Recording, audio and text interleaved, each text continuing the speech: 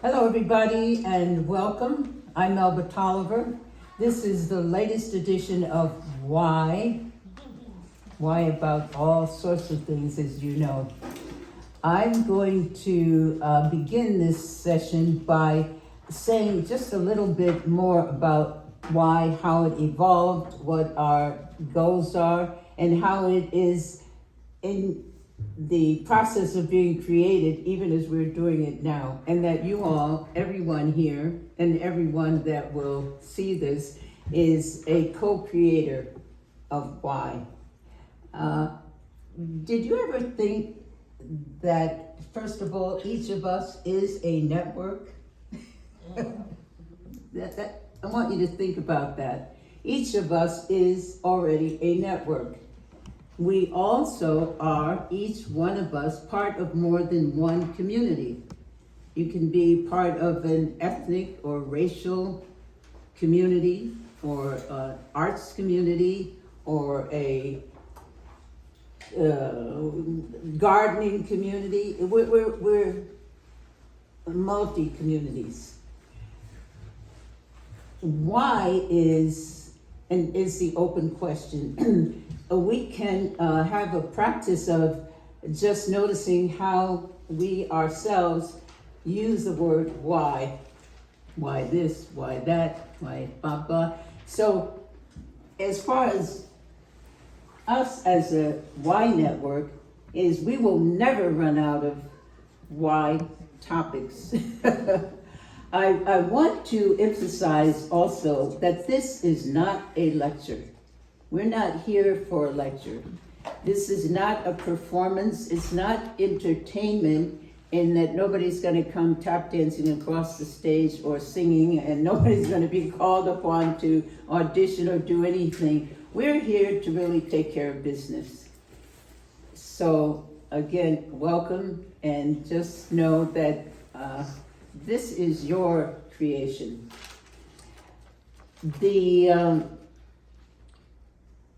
Something I learned to do, and I am practicing it all the time when I'm conscious, is the notion of framing. I learned that from a book, as I have much of what I think I know, a book that's called Don't Think of an Elephant. I have my copy here, but I'm mentioning it to you, and you can look at it when we can take a break, or if you're here when the session ends, which is written by a man who is a linguist and who has identified in a linguistic setting how our ideas are always a frame. He gives as an example, for instance, and it can be a positive or negative. When he says to his class, don't think of an elephant, what happens to each of you? Come on, speak up. What comes to your mind? Elephant. You think of an elephant. and Professor Lakoff says in his classes, I don't know how long he's been teaching. He teaches out in Berkeley. No, I think he's retired now, right, Jolene? You know. Yeah. Yeah, he's retired. Jolene is our information bank. Jocelyn. Jocelyn, excuse me. I always want to. I want to rename you. I don't know why. I always give you that other name, Jocelyn. He says all of his students always do what we did here. They think of an elephant. He gives us an example with, say, Richard Nixon when he was in the midst of the Watergate mess and went on television to say, I am not a crook. Well, not everybody, see, this is what I was about to do, make a gross generalization that not everybody thought this, but many people connected Richard Nixon with being a crook. If he had said, I'm an honest man, he would have reframed it. He would have implanted or embedded a way of framing and thinking. And I was just talking to, is it Aaron? Aaron, who we'll hear a little bit about and from him later. He's looking like, oh no.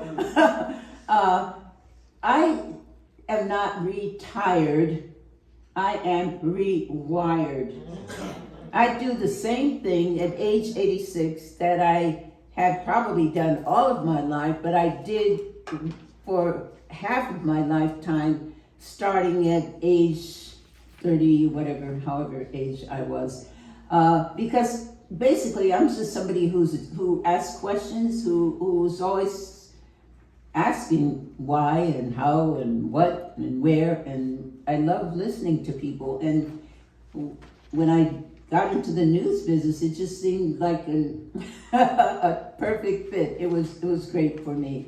So I feel very fortunate in that regard. So I want to say also that, again, this notion of network, the human grapevine has existed since humans. I'm not an anthropologist either. I'm not in any of it, kind of those experts. But we know from what we do know that people communicated when they had a need. When they were here, we found ways to communicate. The human grapevine is not a new invention. We all of us on the Y Network, we're just taking that to the next level where we now have the use of technology. Jane? Just with the elephant, the word elephant, for me, when I first got the information about this, and you first mentioned the book back a couple months ago, I kept thinking, well, I work.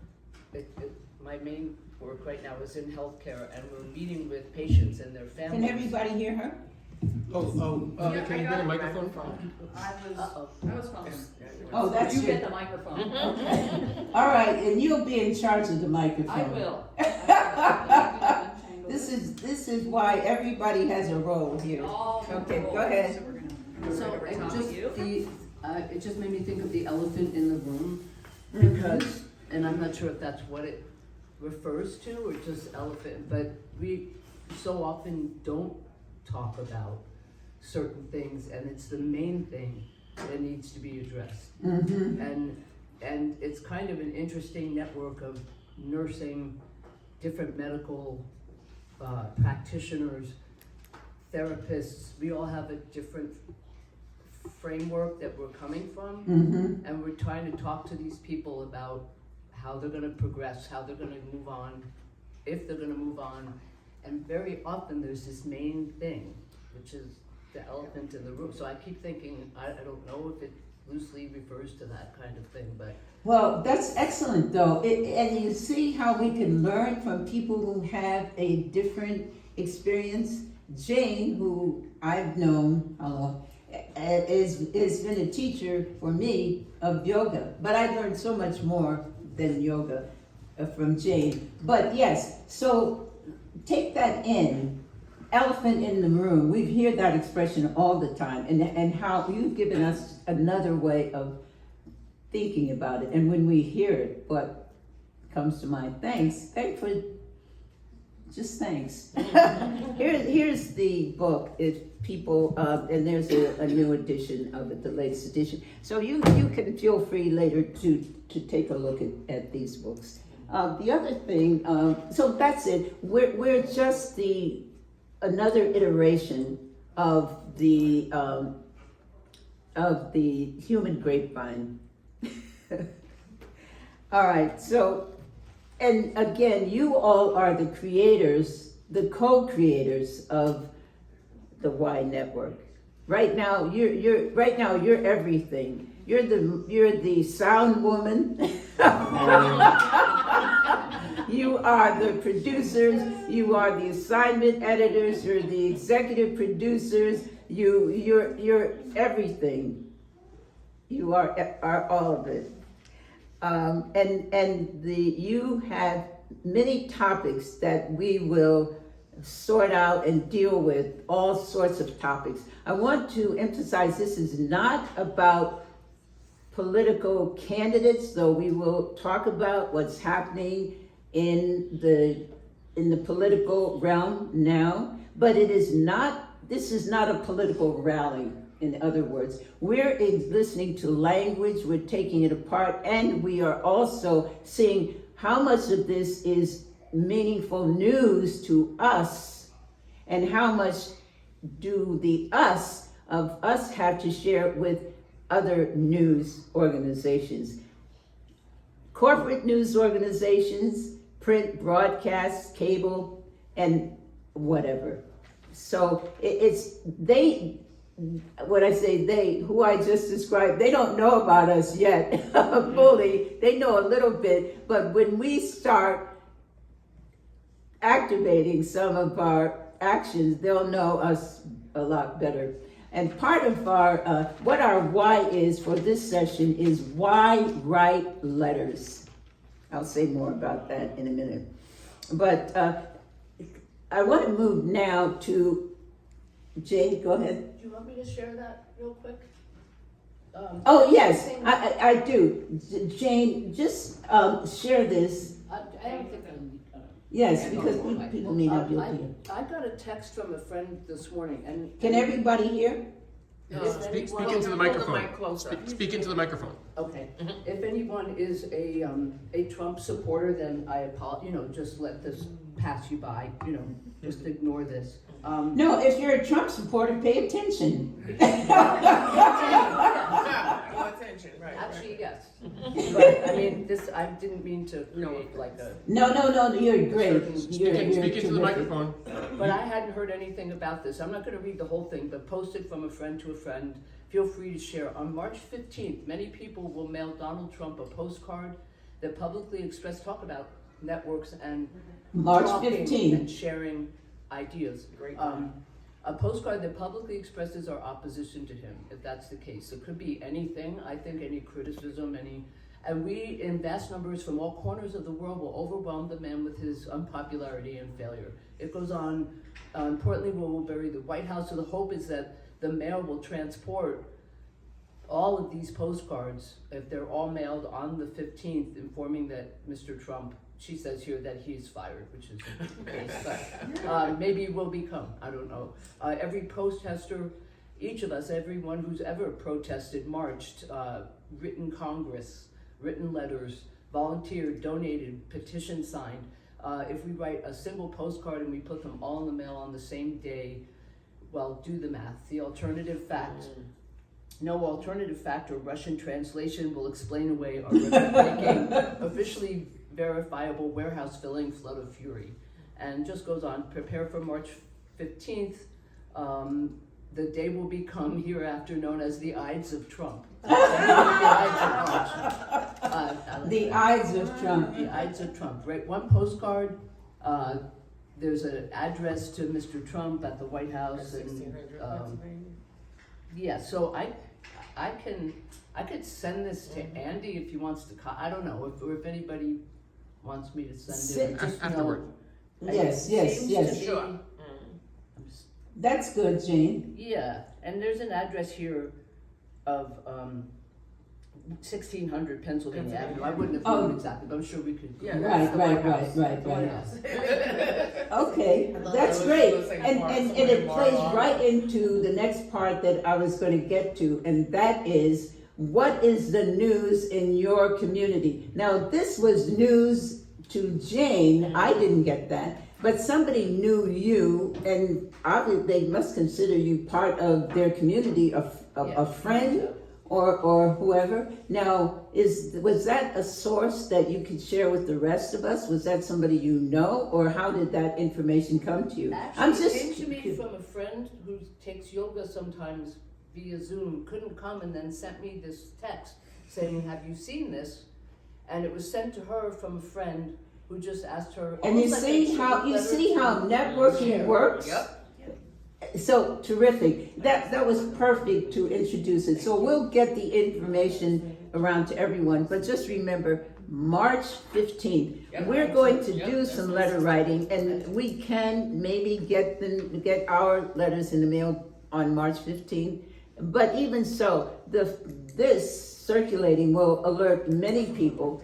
And we all can do our own individual activities aside from or in addition to what we do with Y, right? But March 15. So this was an initiative. Somebody said, how about we use and to use our own post office, which is under attack now. Well, that's what I was thinking. Hopefully they won't have become suddenly a privatized thing before the 15th, or It's not going to happen suddenly. We can be pretty certain of that. But that will be an action. Okay, so thank you, Jane, for that. Okay. The second thing, what other news is happening? Go ahead. Hi. So my mom, I got this from my mom, I didn't hear it, but she said Adam Schiff was interviewed, I guess yesterday or the day before. And this comes after the Gavin Newsom. That Adam Schiff was going to do what? Well, Adam Schiff was interviewed and somebody said, do you think that the Democrats should be advocating for transgender, or is that harming, the platform or whatever? And he said, no, I think we should back off of that, basically. And Gavin Newsom had said something similar a couple of days ago. Mm-hmm. And what I think is really important is that, about that, is that, like we have this platform, right, of people, the things that we hold dear and protect, and civil rights, including transgender rights and Black rights and Native American rights, and it's all part of that platform. And by separating which things we're going to advocate for and which things are too controversial, so we're going to throw them under the bus, is already weakening our position. So I think it's really important for everyone. Wait, hold on a moment. Here's why I'm interrupting you. I am asking you for news, which I could take. This was news in your community, maybe just My in your mom family, watched it, yesterday. right? So just make the news report. I learned from my mother that that Adam Schiff said this. Okay, we don't have to go into the whole whatever the person says because we don't really have enough time to do that. Number one, we are also looking in the comments for sources. Where did you learn this information? You learned it from your mom. Okay, I don't know your mom, but I'm sure she's a sensible listening person. So if you get more news that comes from your mom, share it with us. We could always send your mom a thank you letter and say, thank you, Mom, for informing our group about something we had no idea about. And we learned it through your daughter, who is a correspondent for the Y Network. Am I making this clear? Yes. Oh, okay. All right. But thank you. Thank you. Okay, so, There should be a response to that news. okay. Some more news. Everybody has something that's happened in there since the last time we met. Come on, don't be shy. Teresa, why are you looking over to the side like, who's next? I usually have to say, stop you. Go ahead. What news? What's happened, and what have you heard people who you see every other day or every day? What's been on their minds? What have they talked about? Well, we've been trying to keep it positive, so. No, and don't add any commentary. People I've been walking in, working with, or going to the store when I go to the grocery in my neighborhood. I hear people talking about, if you can't think of anything, okay, pass it on. All right, our audio. All right, the audio person will Yes. speak. No, I have a terrible thing to relate. It is in my network right now. I have a couple next to us who we're very close to, and the husband and wife, after 30 years of marriage, are really having a difficult time with all the political uproar, and they have found that after 30 years of marriages, they're on the exact different side of the issue. And this has caused an existential rift. Jocelyn, could you just make a note of that as a topic? Family rifts, why family rifts? Yes. Yes, and that's news that you have experienced, and I have experienced it too. Not in a marriage, I'm not married, but other people talking about their marriage. And also family. My immediate family have said things that I've said, why? Why did your grandson not vote? How can you explain that? Why? So that's the topic. Come on. I know you're hiding something. Don't hide behind your little girl. Tell us your name. My name's Michelle. Michelle. This is my first time here, but I met Melba, if you remember me from Yes. the coffee shop. Exactly. Yeah. I don't know if this is on. But I didn't know. Oh, okay. because Michelle is a physician's assistant. That's right. Yes. Yes. I think of you so often. Go ahead, Michelle. So I don't know. I don't have any news to share. I just wanted to come and. Well, what's check happening this in out. the physician's assistant world? Oh gosh. Are people coming in with more? Are you seeing more people? People have more complaints. I Are heard- people coming in depressed or happy? I mean, I would say it's both. What setting are you in the healthcare? Like, I work in express care.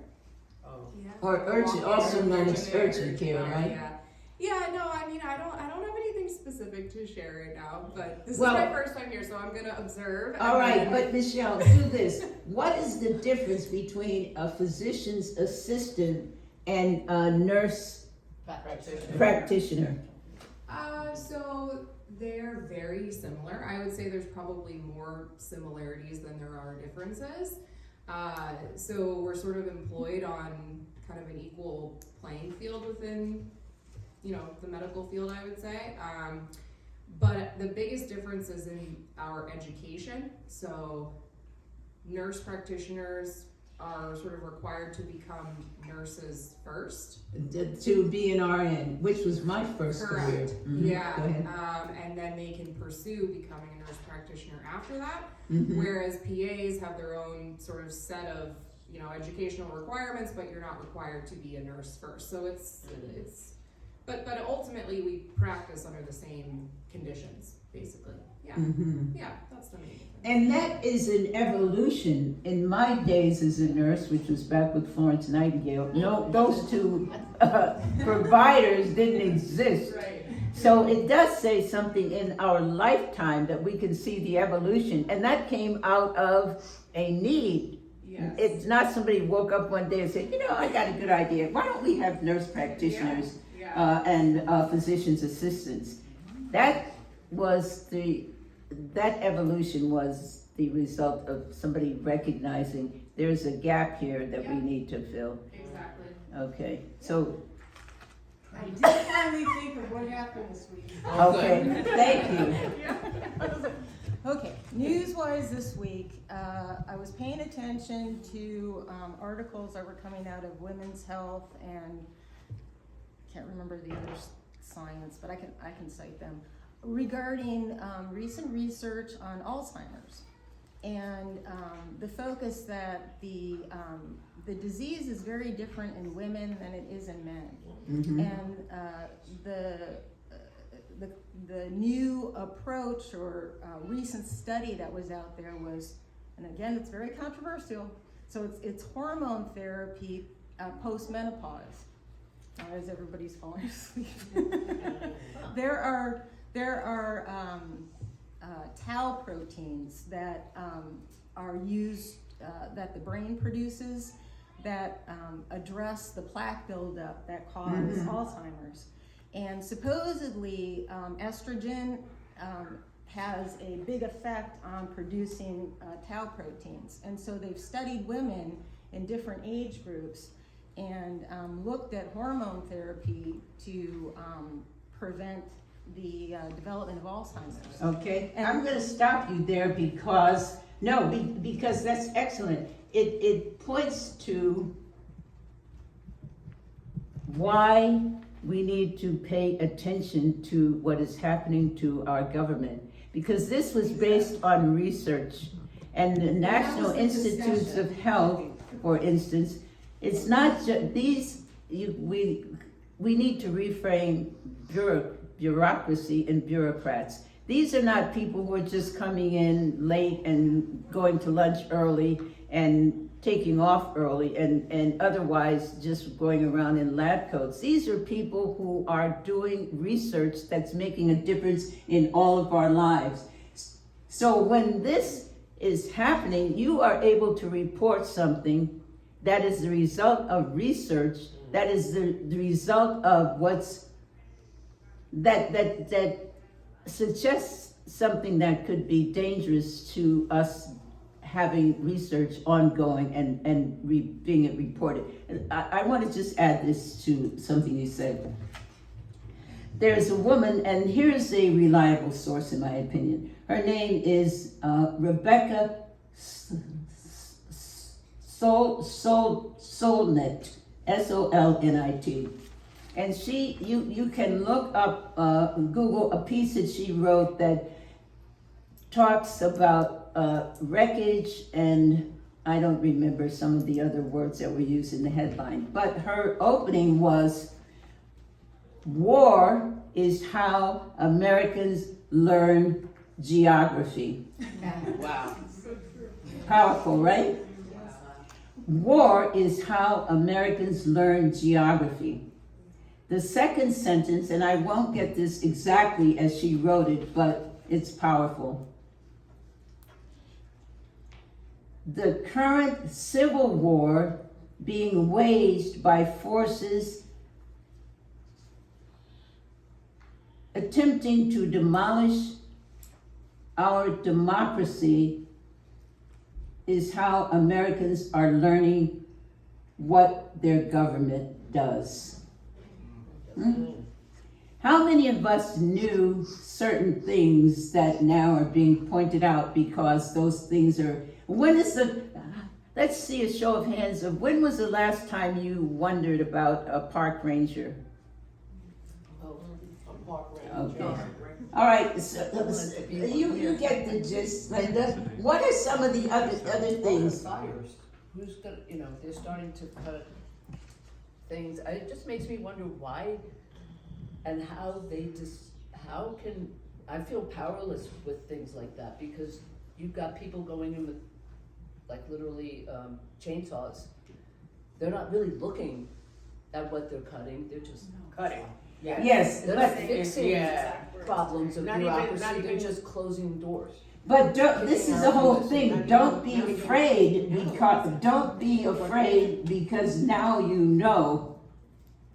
It's different when we don't know, but when you begin to know. This I can share with you as my experience from the news. Do you ever hear the news saying the Holland Tunnel is working perfectly today? So is the George Washington Bridge. Nobody ran an airplane into the Eastern Center Square Monument, because when things work, it's not news. Right. In our current framing of news. News is always, a disaster, flooding here, hurricanes there, somebody went in and shot up all the kids in the school. This is part of our opportunity to realize often what we're hearing, and it is because it's the practice of news, it's how you're taught. But we can unlearn, or we can add to our learning an understanding. Okay, they said this is news, but I've got news. And that's what we are about. Again, you're looking puzzled. Me? No, I was just thinking. I'm sorry. Oh, good. Just thinking. Applause for thinking! Bravo! All right, our visitor from Berlin, Aaron. Audio. Oh, did you? Okay. Here we go. All right, just introduce yourself quickly. Yeah, hello, my name is Aaron. It's very nice to be here. I'm a writer at the Lafayette from the Macade House, and what my news from my network, like I'm here the first time, but was that I got a message from my roommate in Berlin. And your roommate in Berlin? Yeah, and I got a talk with him, and he says, "Oh, it's so awesome that you here in America. What you see what's happening there. You're there all the time, and because what many people think of here in Berlin or in Germany is how the Americans will react to this government, and if there's going to be a civil war, and wow. Yeah, and like they're very anxious, yes, but they don't. Of course, they don't know how the daily life is here, and they get all the news and they imagine themselves how America is working right now with all the people from. So you actually are working at a correspondent here in America for your network in Germany. Yes, as reporting. Well. So are you going to report to them what us? Yeah, the wide network. Yeah, the foreign correspondent. Foreign correspondent. All right, let's hear it for the foreign correspondent. Was a writer in residence at Lafayette. Now, I'm serious about that. When you get back, when you respond, maybe you have responded already, and well, maybe you're going to keep on. Would you tell them about us and that we want to know from them what are people thinking? What are they thinking? You shared that there's a concern about how we Americans are reacting. Yes. So have them let us know how they're seeing us. Yes, I will. Yes. Okay. All right. Thank you. Thank you. Wow. Who else? Anyone else? I thought of something. Okay. I'm Aaron's girlfriend. I'm also from Berlin, and I arrived here a week ago. So I haven't been here for a long time. But I thought of something because since Aaron is a writing resident at Lafayette, I'm now a bit in this like academic community. And one of there's this teaching assistant from Austria that works at the same department as Aaron, and she's in this program called Fulbright, which is an academic exchange program. I think it's an American, but it's all over the world. Mm-hmm. And her colleague is from Taiwan, and her scholarship actually got cut on Friday, I think, on the 28th. She got an email saying you won't get your full scholarship for next month, which started the day after. And yeah, that's kind of my news, how these cuts affect like cultural exchange programs between communities. Wow. Since we were talking about like this foreign correspondence thing, how this is like in danger because of stuff like this. That just reminds me, I got an email from Columbia University. They had $300 or $500 million cut from their budget. Okay, and you got that $400 million. But because of the protests during the 400 million Israel-Hamas thing, the protests. And this was from Columbia University. Of anti-Semitism because they allowed the kids, the Free Palestine kids to. So you see how much news you have. Have you heard this on MSNBC or ABC? I'm not knocking them, but this is immediate news that we are aware of. Okay. The other Linda. Linda, also known as Denise. Yeah, she's gonna give us a second. Give us a second. Oh. Here, it's coming, Denise. Oh, we got one. Hang on. Okay. Over Aaron's head. Okay. Come. Thank you. You want to sit? Hi. My news is, I think, try to look at good news. So for TOLC, we're at Melba, which is the Older Adult Learning Center community up in Monroe County, has a slate of classes. So I just finished a class called The Good Life, and looked at many aspects of how what we call the good life. Now, let me just stop you a moment. This is a program that's called TOLC. It's the Older Adults Learning Community. Yes. The Older Adults Learning Community. It's terrific. If you, how old do you have to be? Actually, there is no age. Okay. Yeah. And if you can get a hold of, maybe the next time you all come, you can bring some catalogs. Oh, I have one. So, okay, so you Okay. can see the range of courses that are available, and it's just terrific. Everything from how to make sourdough, yes, to current events, Yes. to the one that Linda is telling you about, the good life. Yeah, and TOLC is part of the Good Life. For $45, you can take as many classes that are offered during the session. But in the Good Life, it talks about the importance of community and socialization, and how we have, in many instances, stopped being social. Mm-hmm. And so, making intentional community. And I met Linda at the Y, and it was a group of us who just came together, gelled, and now we have our intentional community in which we can rely on each other, we can, just find joy. And in this moment, it's imperative that you find joy in any way possible. So make that, a part of your day. Just find some joy. Thank you so much. Now, this is how I met the two Lindas at TOLC. And I was up there because the catalog is just so filled with, I was trying to figure out how can I fit in all these classes or these, oh, how thoughtful of you. These were the winter ones. These are the winter ones. But this is just That's almost over. This is a terrific resource.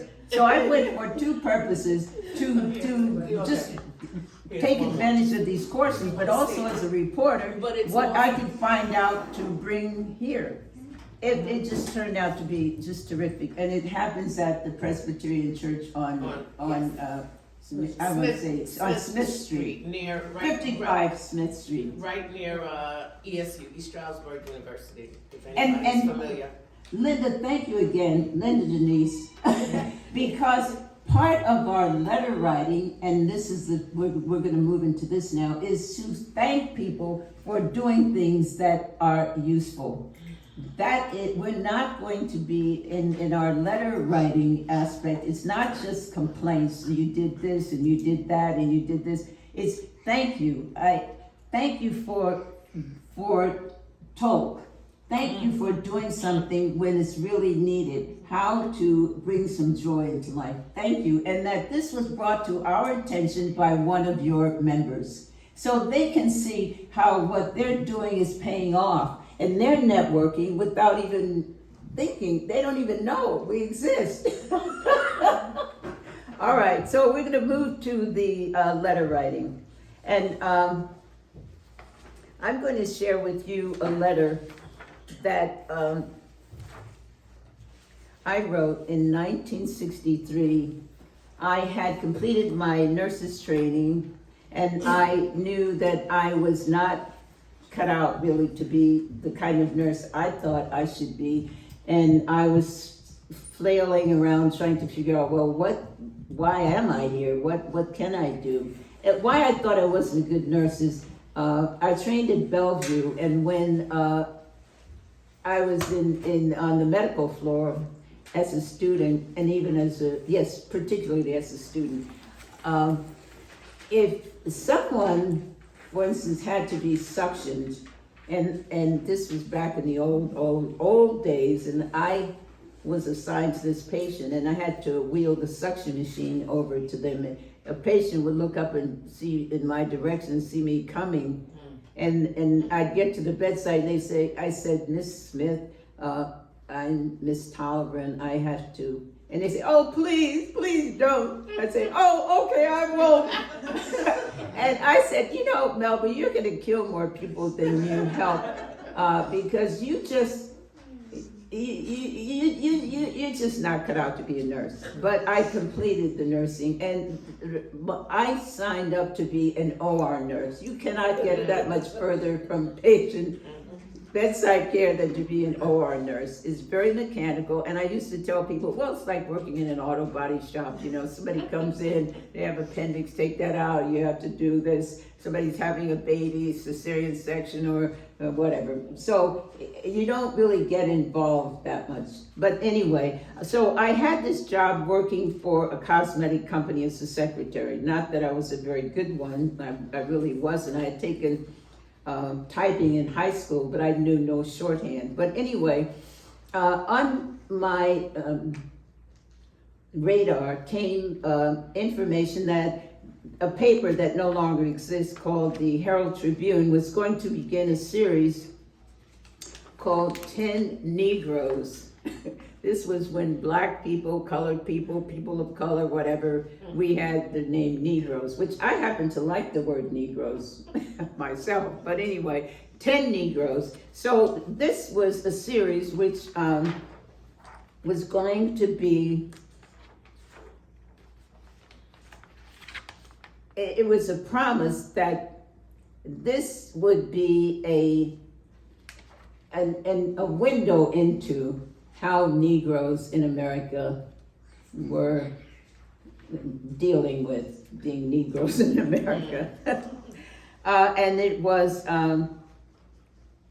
a series of articles that gave a powerful, this is what they promised, a powerful and provocative portrait of today's Negroes.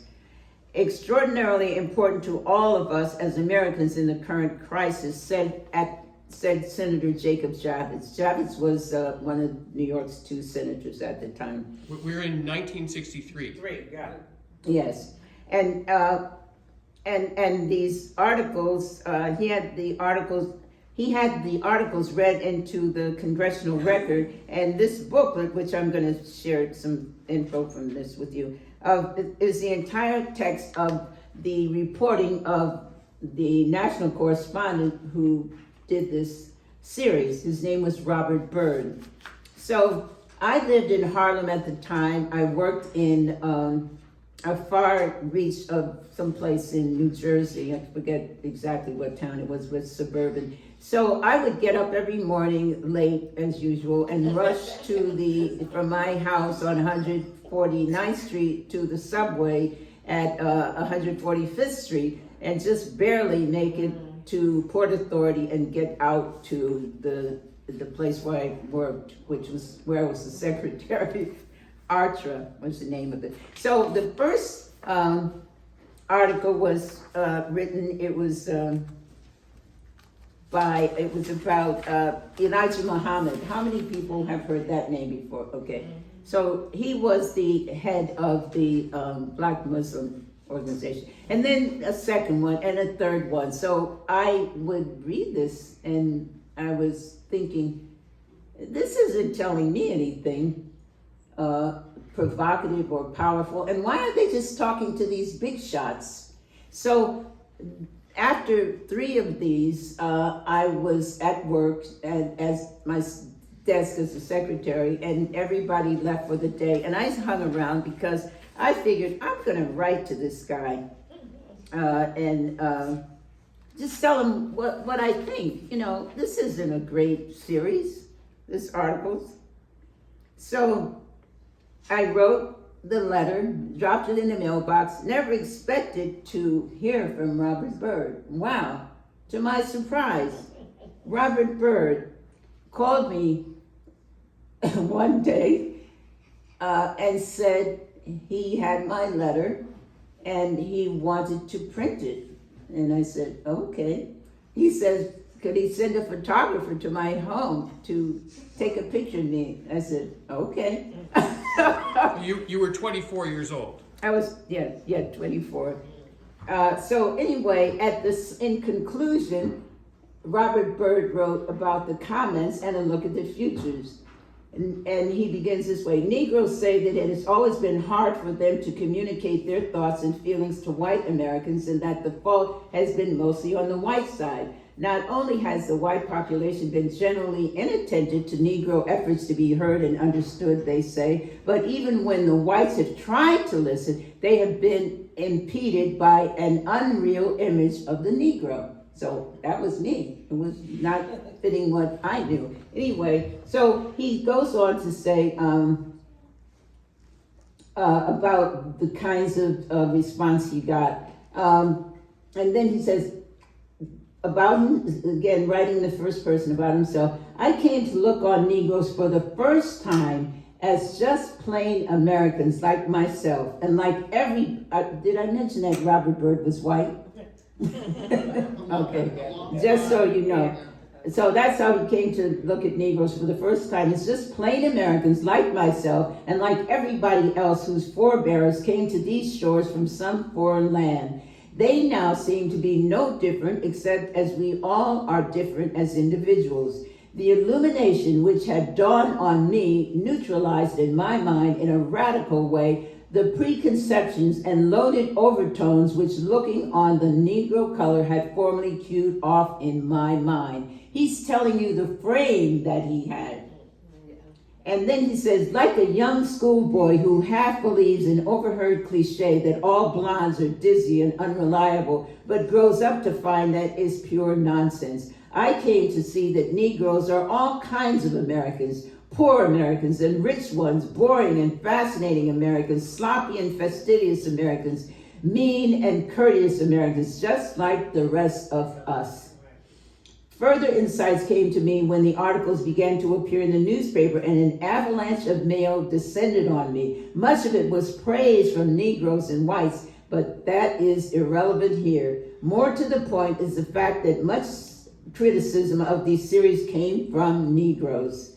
Some told me with great annoyance that they knew all about the things that, quote, my Negroes had revealed, but the articles had said nothing whatever about what they, the letter writers felt.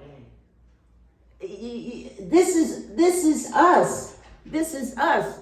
And this is what our session today is all about. We are the letter writers who got to Robert Byrd in 1963. There was no Facebook and all the other platforms, but this still works. And he said this in plain English at the conclusion of his very long research interviewed articles. Some told me with great annoyance that they knew all about the things my Negroes had revealed, but the articles said nothing whatever about what they, the letter writers, felt. Black nationalists condemned my choosing certain moderate viewpoints to be aired, and some moderates said I had overloaded the series with the extremist Black Muslim philosophy. A couple of important Negroes objected personally to having been left out.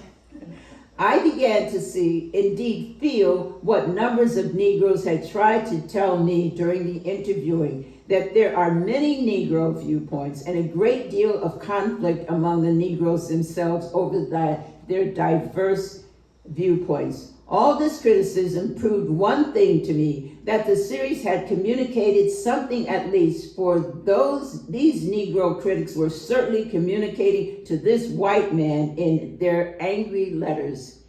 One of the bitterest, angriest, and most contemptuous letters, and one of the most literate, came from a woman. I telephoned her and asked her permission to use it with her name. In the nicest way, she agreed.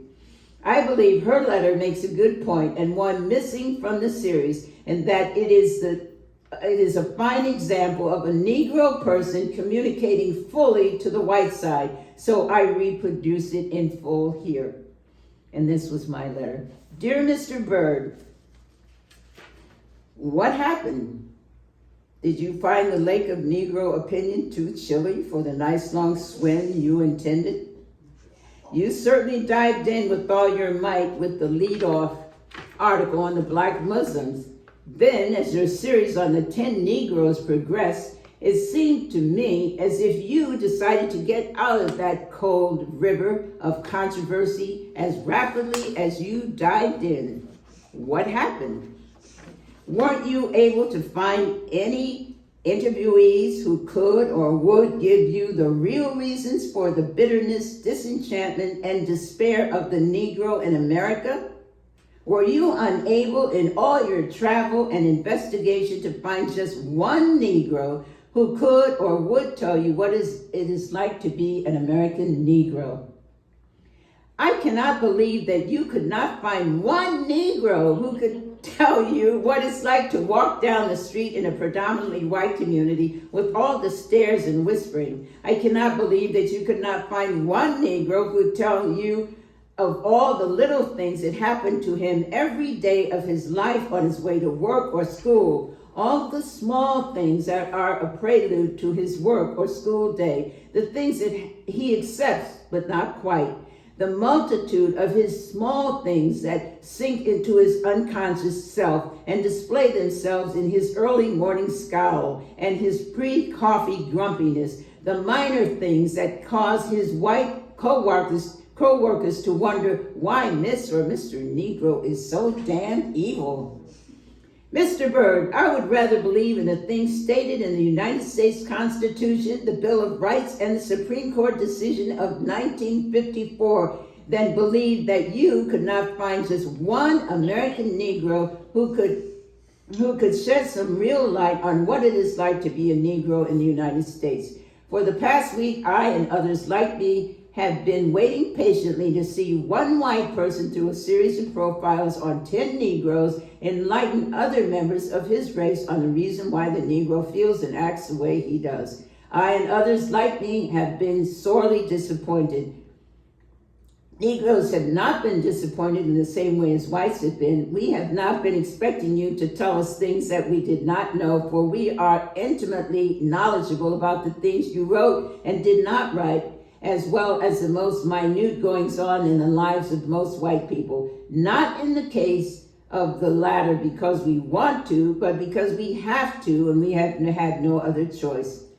Yet in all this time, no one has wanted or tried to know anything about us. No one cares when they run those beautiful shampoo commercials that say we have kinky hair. Most of it black with no hopes of finding out whether blondes have more fun. No one cares if our hands never become, quote, soft and white, no matter how many jars and bottles of brand X we use. I won't waste this time, Mr. Byrd, to go on with this little story because the things I have just written about are only, I don't know whether I wrote this out correctly, 1 billion, maybe I wrote 10 billion, I have so many zeros here, of the nasty things that go into the making of a bitter, disenchanted, and despairing Negro. The invisible man that no one knows or cares about, the invisible man that the white world wishes would completely disappear and solve the American dilemma. But we're not going anywhere, you know. We're here to stay. And that's why I and so many others are disappointed, Mr. Byrd, because you had the opportunity to shed some light on America's dark problem and you failed. You failed miserably. As we say uptown, Mr. Byrd, why didn't you come on down front and tell it like it really is? Cordially, Melba Tolliver. P.S. Miss Calloway wasn't too much help either when she said she forgot she was a Negro. The majority of us are not seeking to forget, but rather a little remembrance on the part of white Americans.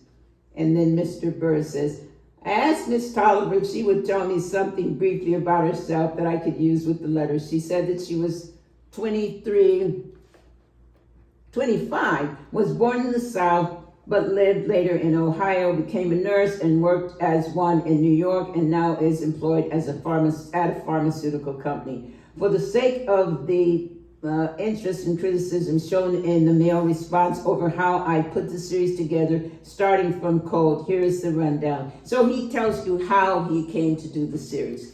So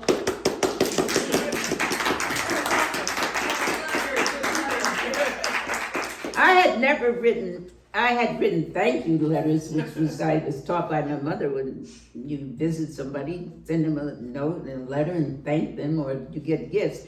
But I didn't realize at the time that this would mean so much to me. And I lost track of whatever I had of the articles. And then I was teaching at the University of Michigan in 99, 2000. And I was teaching journalism, and I reached out and got help at the library there, that I got this through a library that I knew at some point the series had been compiled into this book with all the interviews. And so I was able to get a copy of it, and that was 1999. So in my own book, I dedicate or give thanks to Robert Byrd. He died a long time ago, but I just felt that he just made such a difference for me and for other people. Where do I have this, Andy, in the back? It must be an Oh. acknowledgements. Yeah. Oh, here it is, in the acknowledgements. Special thanks to enlightened journalist Robert S. Byrd, 1904 to 1970, that's when he died, who was able to see his own blind spot.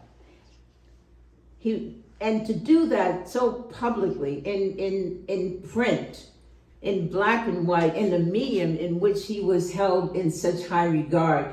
I have never encountered in my lifetime this kind of just honesty in media, of a reporter saying, I was blind and now I see because I did this, and now I'm really seeing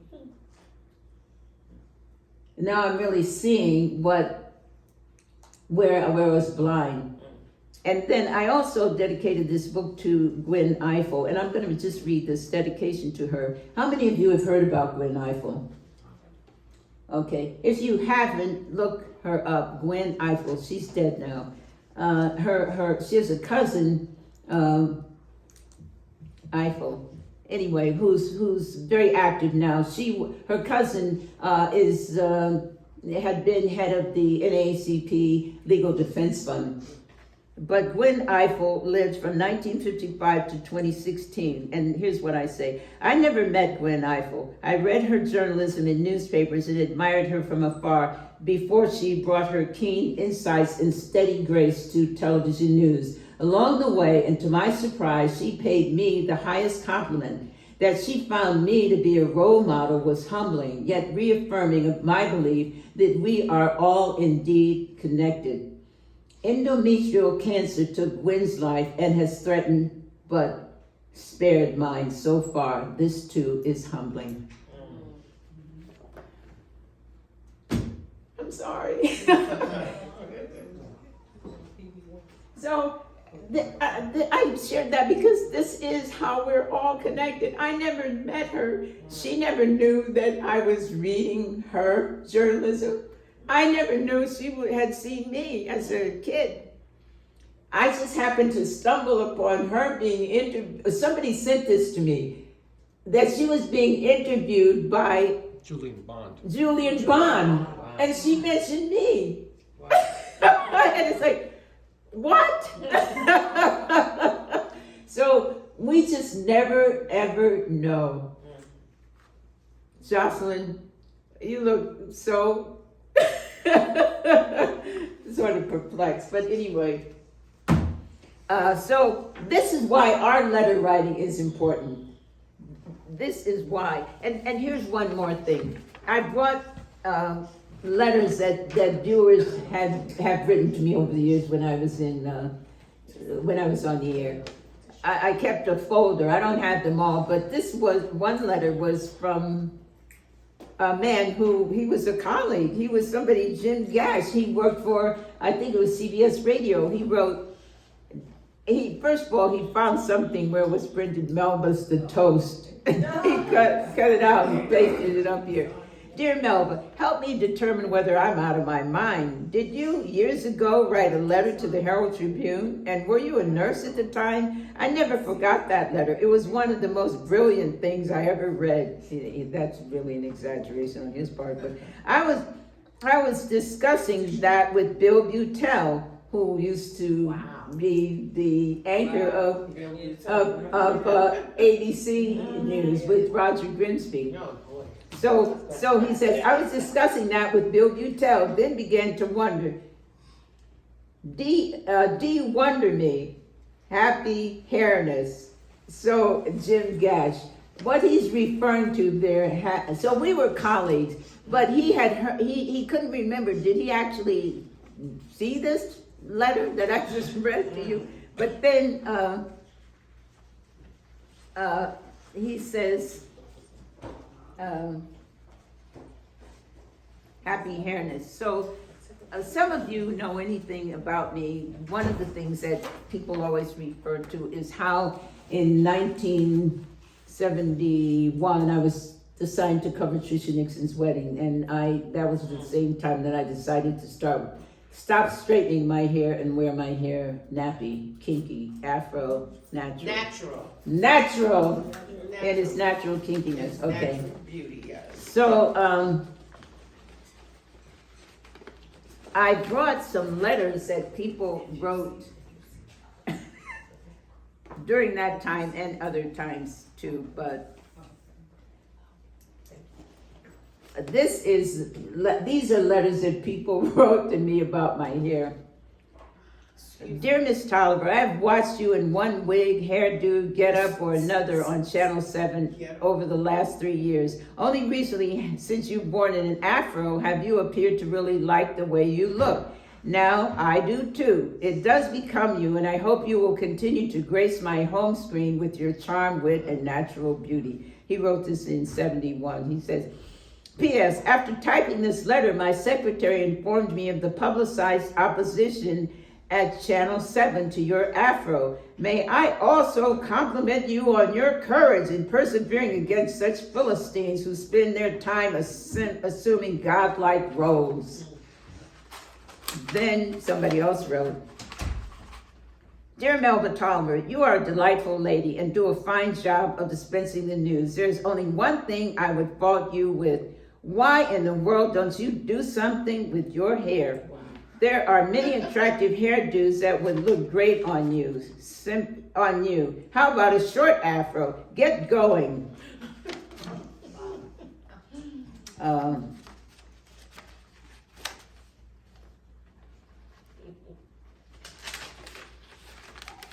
Wait a second.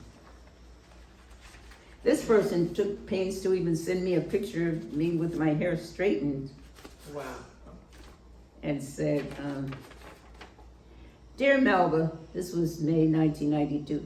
You do not know me personally, but I feel we are good friends since you visit my family every day through television. I consider you a talented and intelligent woman and an important newscaster. Your comments are fair and your ability to analyze important events creates a valuable rapport with your audience. Last week, I came across this photo of you in a local paper. What a pretty lady you are. Melba, in past months, I feel there's been a struggle going on with you and your hairdresser. I have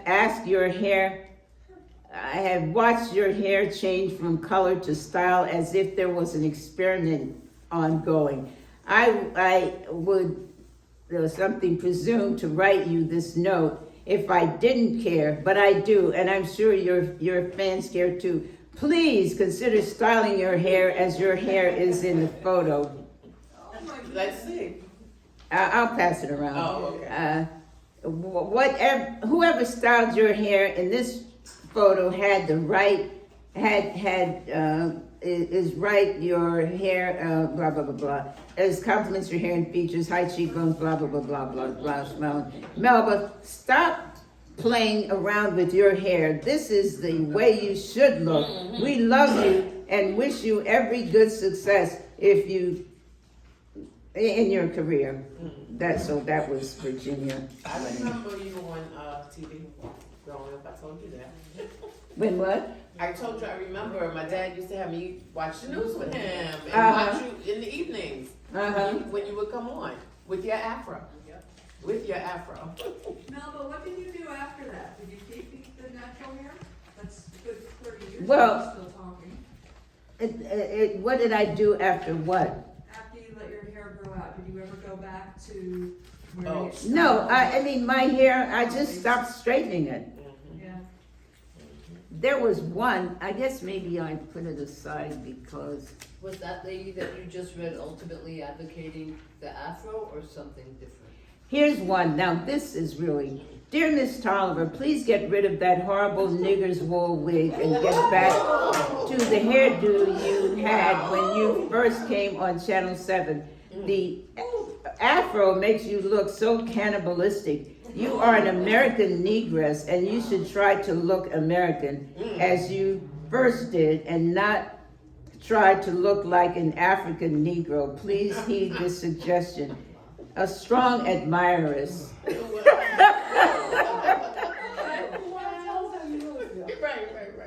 Dear Melba, I watch you every day and I'm proud of you and your success, but I'm not pulling no punches. When I say you should do something to your hair, it looks terrible. Carol Jenkins and Sue Simmons look good on TV. Their hair is parted in the middle and feelings.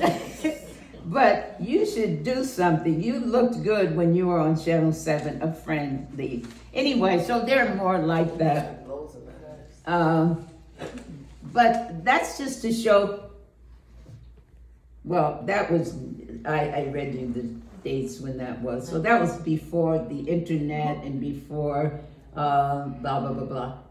Now, I want to just tell you that at my time at ABC and WNBC and News 12 Long Island, wherever I went, I always was able to do something that was called profiles or Melba and Company or Melba's Long Island People, because to me, who did not come the traditional route into news, I always found what I call everyday, ordinary people just so interesting.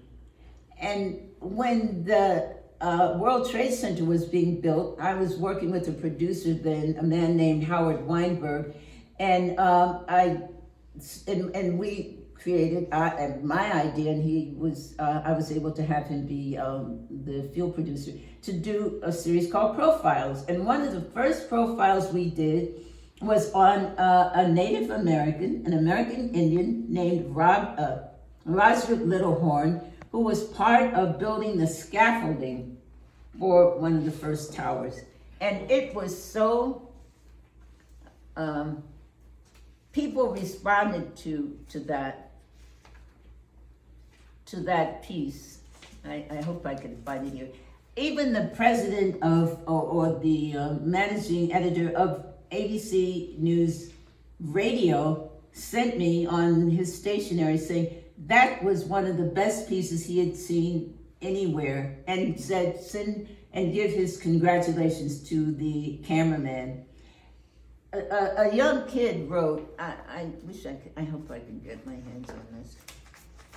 And people wanted to know, how could they contact Roger Littlehorn? A kid wrote and said, described himself as my friend. He wanted to get in touch with Roger Littlehorn. So people, it was something they could relate to. How do I get in touch with him? Thank you all for doing this about someone. Another part of a series that we did was about the everyday woman's response to some of the rhetoric of the women's movement about working, that any woman who wanted to could go out and get a job. And the woman's name was Mary Alice Eureka. That was another one where people wrote in. They wanted to know. It turned out Mary Alice Eureka, who lived in New Jersey, she was married to a business executive. They had 3 kids. For her to get, she had a bachelor's degree. For her to get a job, she had to consider her husband, his hours, her kids, all the things they had to do. When we were filming there, we got shots of her refrigerator with the magnets and all that, with all the, Joe has to be here then and so then. So she was limited to the kind of work she could do. She got a part-time job working in Manhattan for a Friends, called the Friends Society. People wrote and said, I'm in her position too. Could you let me know how to get in touch with the people who hired her? Because I can only handle a part-time job. So these letters had impact. People may say, well, now people don't write letters. People do still write letters. They do. So that's just part of why I believe that we can make a difference with the letters that we write. And again, the letters will, 3 things can happen. The person might not respond. The person might respond. And then we don't know whether the person actually ever got the letter. Especially when you write to high-profile people who have gatekeepers, people who open their mail before they do. We don't know, did they ever really get the, early on, when I first met Andy, the circumstances under which I met him was that I felt that how many of you have heard about the Mueller report? Okay. I felt that more people would read the Mueller report or listen to it if they could be in a group. So Andy, after I tried to find a place to read the Mueller report, 448 pages, somebody told me about Andy and his bookstore, which was further up on Northampton at the time, and I went in and I told him what I was looking for, and he says, oh, okay, sure. So every Thursday from 5 to 8 p.m., we gathered like we are here. We read the Mueller report. We ended up reading it 2.5 times. And as part of the reading of the Mueller report, we got a terrific newspaper article that talked about, it was written by a man named Peter Hall. He says, nestled between bookstore shelves stocked with tales of fantasy and adventure, a small group gathered Saturday to take turns reading aloud from the year's most anticipated work of nonfiction, with accounts of Donald Trump's campaign officials meeting with Russian operatives, WikiLeaks publishing stolen Democratic Party emails, and millions of Americans roped in by social media accounts run by spies. The Mueller report drew gasps and wry laughter worthy of any plot twist or double cross in Harry Potter or the Hunger Games. Over the next week, the group, led by blah blah, will read all 448 pages of the tome, at least the parts that aren't redacted. Now, people, this shows what regular people can do. People came, sometimes only 2 people showed up, but they read from the report. And a local newspaper covered the reading. So this is why I'm saying, we don't have to be big shots. We don't have to be the New York Times. We can be Y Network, and we can make a difference. Yes, go ahead. What newspaper reached out to you? The Morning Call. Of course it was. All right, because I'm a big fan of the Eastern Express, and I have lived with the Morning Call my whole life, always read it, went to the Eastern Express, and now I have to go back to the Morning Call because, and I don't want to, but I'm just saying that. I'm sorry. What? You were a big fan of the I was a fan of the, Express Times, I am a fan of the Express Times, I was hoping. but now they'd they're cover just the story. online, right? It's all online, yeah. Yeah. Well, that's okay. But The only thing that's not okay is we don't have letters to the editor anymore. I missed it. for the online edition, Yeah, I don't see him. well, I don't know what to really say about So that. was the Morning Call. But here, go ahead. No, I forgot what I was gonna say. Why don't we all write letters about Donald Trump's hair and his appearance? Send him little postcards about how he could improve his. I'm Improve just what? saying, you know, How we can do what? he can improve the way he looks. I mean, No, it just you seems know so why? demeaning that's You know what these why? people- Because we will be, this is what Lakoff is saying. When we use their vocabulary, when we do what they're doing, we are only further in embedding bad behavior, I name just wonder calling. if he ever even, like, what he would think, like, to be on the other side of that and to, you know, to Yes, see that's- what it's like to be objectified all the time. I disagree. I'm not going to encourage anything like that. I think it's a waste of our brain cells. I think it's a waste of our time. He's never gonna see it. That's true. Does he see that his golf place in Scotland got, Oh, I saw that. well, those people made a big statement. But he maybe he would, if he cared, he Just probably be saw the picture. But I just think that's not good use of his. Anyway, to Robert Mueller, after we read the Mueller report, we wrote him a letter, and this was in October of 2019. Dear Mr. Mueller, we represent a small group of your fellow citizens who believe that a special counsel. Now, you have read or you have heard in news reports that these special counsels, do you remember Jack Smith, the special counsel who was investigating two investigations, one about the classified documents that He just he took, He took that to, and now people in the administration are trying to prosecute Jack Smith. We read Jack Smith's report here because this is our report. This is our government. These are our reports we have paid for. They belong to us, and efforts are being made to prosecute the prosecutors, the investigators.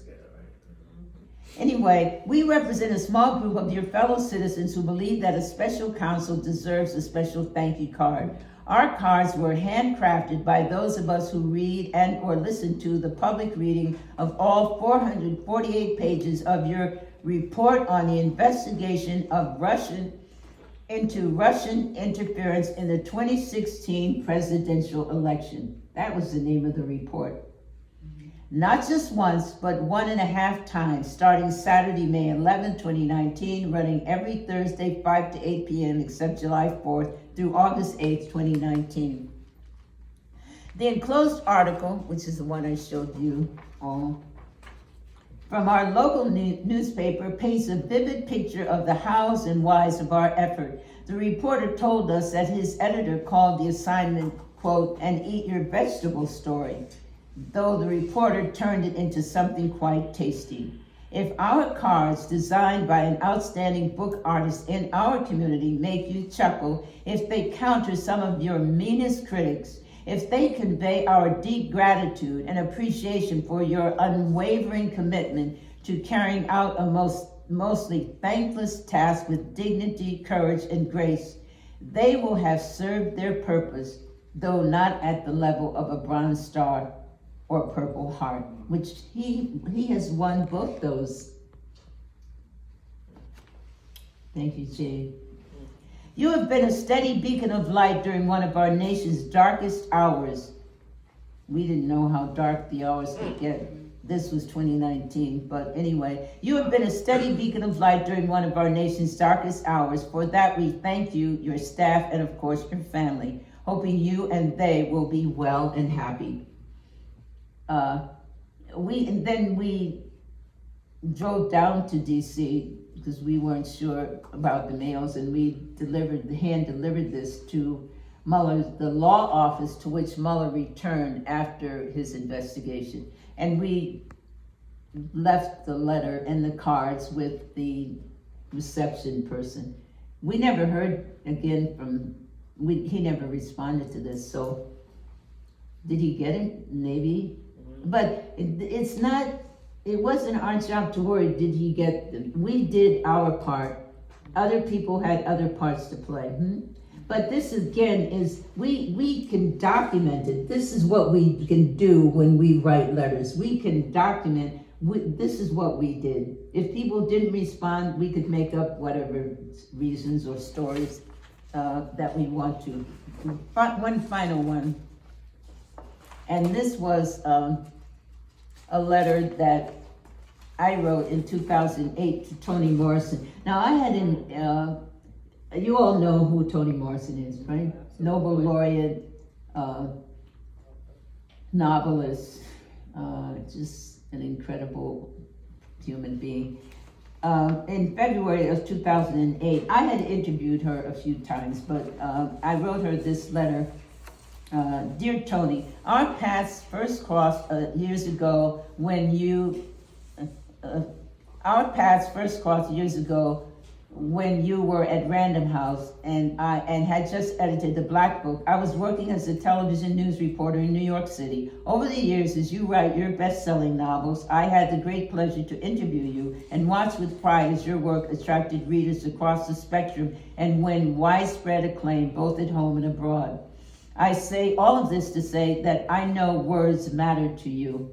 I know that you believe words can prompt action and promote real thinking. I also know that you have endorsed Senator Barack Obama in his quest to win the Democratic presidential nomination.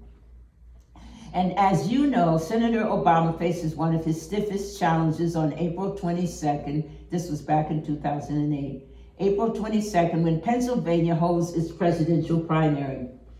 With 188 delegates at stake, many of us who live in the Lehigh Valley are working to mobilize voters for the senator. My volunteer committee is in the initial stages of a Words Matter event featuring writers, readers, and speakers for Obama. We are looking to a date in April, and as a first step in our planning, I am writing to ask you to be the headliner of our event. If you say yes, we will set a date early in April that accommodates your schedule. We can then design and publicize a program that features your appearance as the centerpiece for the involvement of other writers, readers, and speakers. Again, Toni, I hope you will find this effort worthy of your support. And should you agree, I will personally see to it that all the arrangements for your appearance will be handled with the utmost care and attention to the details. Thanks for your time, and I look forward to hearing from you. I wrote this in February, and I had worked in, gone to a couple of primary states, Georgia, New Jersey, and I was headed out to Ohio when I wrote this and dropped it off at the condo that in Manhattan where I knew Toni had an apartment. And I asked the doorman, I said, could you just see that Miss Morrison gets this? He says, well, she's not here that often, but yes, I will. So I went on to Ohio. I did telephoning and telephone banking and door knocking and that for the Ohio primary. I went to Ohio because that's where I grew up and that's where my sister lives. So as I was leaving my sister's to come back to Pennsylvania, my cell phone rang. Then I answered it and I said, hello. The person, hello, this is Toni. And I said, Toni? Toni who? I had forgotten about this. She says, Toni Morrison. I'm making a face, obviously I didn't see her, but so she said yes, she would accept this invitation with one caveat, that she wouldn't have to write a speech, that she could just deliver her Nobel laureate address. And I said, oh, of course, whatever you want to do. So she came, and she did her reading, and she came with one of her two sons and an assistant in a chauffeur's car, and she appeared at Cedar Crest College. And see, this is the importance also of not just a local newspaper, a college newspaper. They printed this before Tony's appearance, which helped people be aware, but they just said, Morrison to bring Obama campaign to Cedar Crest. And then Krista Hagen, the managing editor, wrote, the power of words is just black print on a white page, but wow, how they can move people. That was quoting me. It is the power of words and how much they really do matter that spawned the idea of a new event for the Obama campaign in the Lehigh Valley. On April 18th, novelist and 1972 Nobel Peace Prize winner Toni Morrison will be coming to Cedar Crest for Words Matter, writers, readers, and speakers for Obama. So this even helped the turnout because they published this in the college newspaper. Words matter, letters matter. Letters matter. We're not too small to make a difference. So, how much time do we have? The thing is, I just wanted to say because we have to leave. I'm hard of hearing.